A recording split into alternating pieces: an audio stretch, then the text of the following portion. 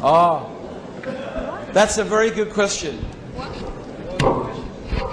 The question was, did I ever get rich?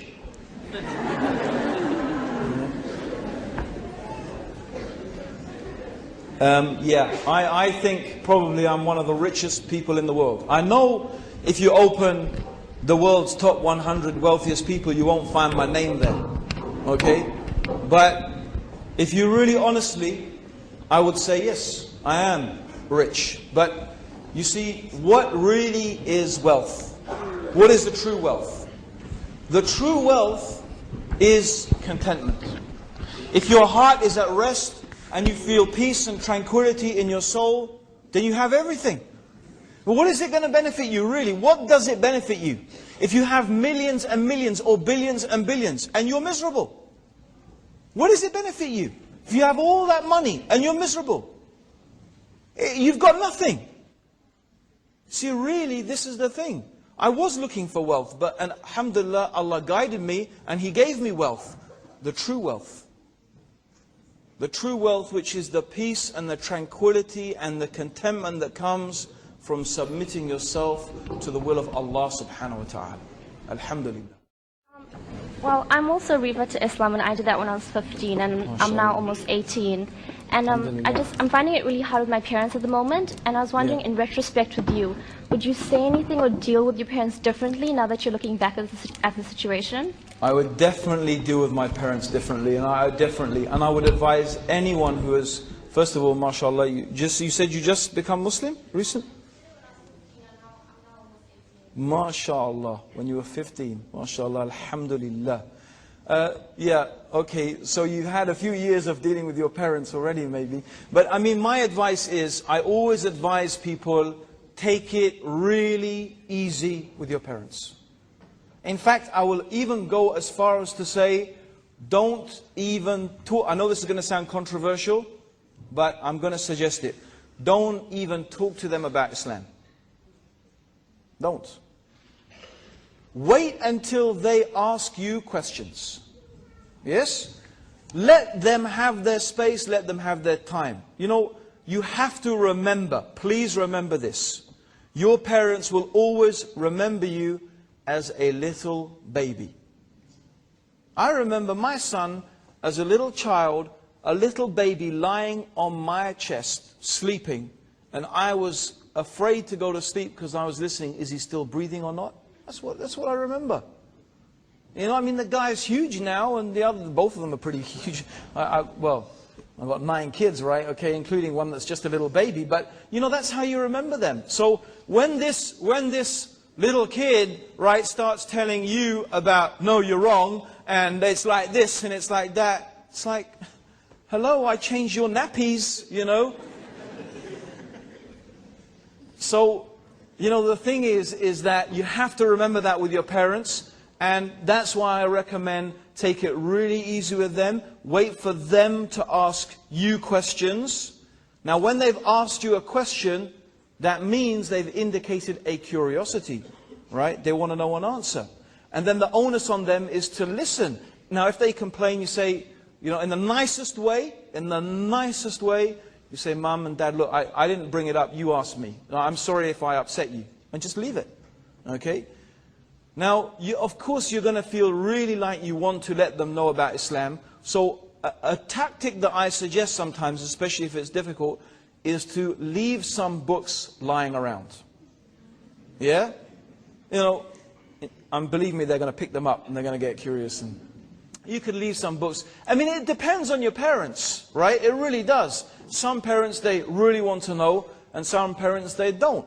But the most important thing is you have to respect your parents so much. Remember Allah, He told us in the Quran that we shouldn't even say uff. You know, we shouldn't even go, huh.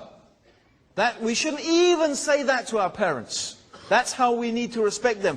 Paradise, that your parents are your paradise and your hellfire. If they're pleased with you, Allah is pleased with you. If they're displeased with you, Allah is displeased with you. So, yani, you have to do everything you can. Okay? As long as the only barrier I have to say, what can I say? The only thing is this. is that you are not allowed to do something haram to please them. Because there is no obedience to the creation. There's no obedience to the creation in disobedience to Allah. In other words, we don't obey a created being and disobey Allah. But with my parents, believe me, anything they tell me to do, inshallah, I will do my best to do it. As long as, but if they ask me to do something haram, I say, Mum and Dad, that's the limit for me. Right? You're asking me to do something that Islam does not allow, and that's something I can't do. But anything else, I will compromise on as much as possible. But when it comes to the haram things, no, I will not. Or ordering me to leave something that Allah has ordered, no, that I can't do. But otherwise, you do absolutely everything. I believe the best way to give da'wah to your parents is by treating them the way Islam tells you to treat them. Through your example, through your manners, through really treating them in that respect and honor that Islam gives to the parents. Future of, it's a very good question, a very, very good question. The future of Islam in the West. I really don't know. I used to be very optimistic. Maybe even the light of Islam may come again from the West. That's what I used to think. Because it seemed to me that the West was teaching Muslims some things that we had lost amongst ourselves. If you go to the Muslim lands, this is true, right? Okay, here in New Zealand, by and large, 99% of the time, right? Do you have to bribe policemen? If you want your telephone connected, right? Do you have to wait 12 months, but if you want it to be quicker, you have to give a big hefty bribe? No? But let's look at our Muslim countries, right? Yeah? Everywhere you go, bribery and corruption. Bribery and corruption. Okay? Oppressive governments, dictatorial regimes, random arrests. Will you feel really sure that in a Muslim country that justice will be done if you go to court? Or you think that the one who pays the judge the biggest bribe is going to get the ruling in their favor? This is the sort of problems that we face. In the West we have social services, we have free healthcare, we have so many things. Our religion teaches those things. Islam condemns so strongly corruption, bribery, lying, cheating, stealing, oppression and tyranny.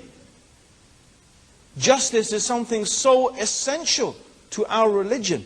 Yet where do we find these things in our lands? Where do we find? Do we even find them in our own homes, amongst ourselves? You see? And so I think there are some qualities that are so important to our religion, but it seems somehow we lost them. Yet the really strange thing is we find these qualities here in the West. Now let's be honest. This has to be some of the reasons we love living in the West so much. Let's be honest. Of course we have problems with, some issues of sexuality, nudity, girlfriends, boyfriends, homosexuality. We have problems with that. We'll be honest, we do. We find it very difficult. The whole sex, drugs and rock and roll culture is so different to the way we look at the world. But that's only one aspect, right? Isn't it? But there is another aspect that we find so compatible. Yes?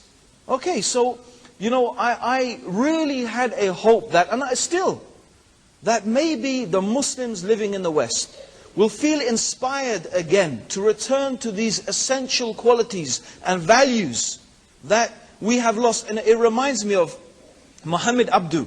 Muhammad Abdu was a scholar from Egypt, from Al-Azhar, in the last century. He traveled to England. He said, I found Islam, but no Muslims.